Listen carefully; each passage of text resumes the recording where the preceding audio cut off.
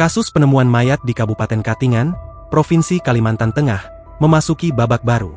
Korban belakangan diketahui adalah warga Banjarmasin, Provinsi Kalimantan Selatan.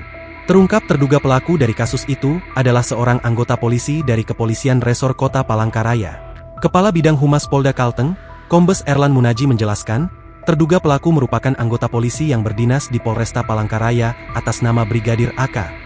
Pengungkapan kasus ini berawal dari penemuan mayat di kebun sawit yang berada di wilayah Kecamatan Katingan Hilir, Kabupaten Katingan, tanggal 6 Desember lalu.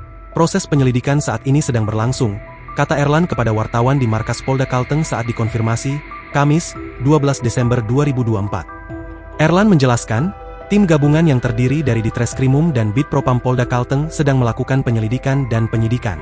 Pihaknya berjanji untuk menangani kasus ini secara profesional kendati melibatkan anggota kepolisian.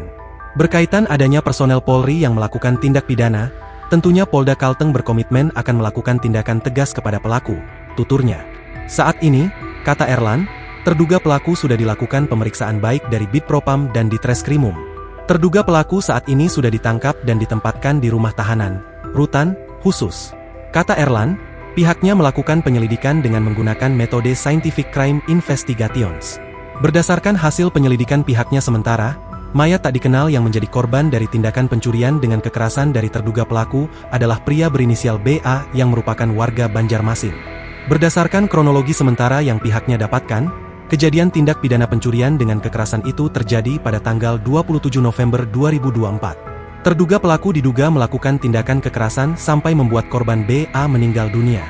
Korban memarkirkan mobil di Jalan Cilikriwut, kemudian terduga anggota tersebut melakukan koordinasi dengan korban dibawa satu mobil, sampai akhirnya ada tindakan kekerasan yang menyebabkan korban meninggal, jelas Erlan. Saat ini, pihaknya masih terus melakukan penyelidikan dan penyidikan oleh tim gabungan yang terdiri dari Polresta Palangkaraya maupun Polda Kalteng. Download Tribun X sekarang, menghadirkan lokal menjadi Indonesia.